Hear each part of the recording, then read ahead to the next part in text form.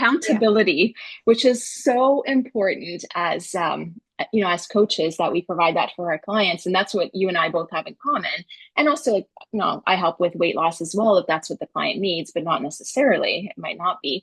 But that accountability piece is so important. And that's what's missing in a lot of different programs, that we provide as coaches. And that's so important in order to, if their goal is to lose weight, then they're learning these habits and actually being able to maintain that long term.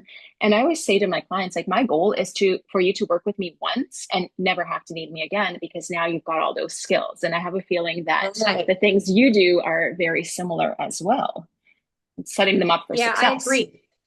I agree. That's my goal too, is I don't want the client to feel like they need to check in with me constantly or ask for advice or be guided. I want them to have all the tools and the skill set so that when we're done, they know where to go next and how to maintain their goal setting and accomplishing and completing all those goals. Mhm. So I do a weekly check-in, or I email occasionally or call and just say, how's it going? We go over what any obstacles or challenges were, or maybe if they're struggling to stay on point or on track with a certain goal, maybe they've made it a little bit too large or too broad up front. And I believe that it helps to sort of just pick a little tiniest, like, what's the tiniest little step that you can take, Mhm.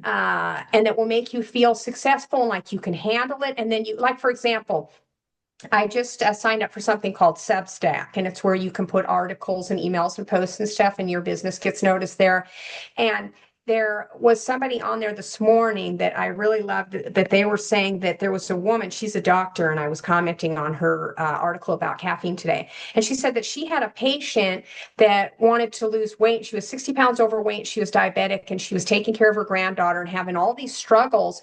And she didn't feel like she could handle one more thing on her plate. And so how she had her start, like how maybe you can just swap out one little bad snack for something healthy or something simple, to look, instead of looking at the giant the end outcome picture. She said, well, when are you already outside anyway? And the lady was like, what do you mean? And she said, when do you normally go outside? If you're not able to exercise, when are you going outside anyway? What are the normal times? So she said, well, to get in my car to go to work, and when I come home and go in the house, and that's, she never goes outside. Mhm. And so the doctor said to her, can you walk to the end of the driveway every time before you get in your car to go to work or when you get home from work? And she said, well, why would I do that? And she goes, well, this is just a simple way to incorporate something new into something you're already doing. It's just a little tiny extra step of down the driveway and back, if that's all the exercise you can do.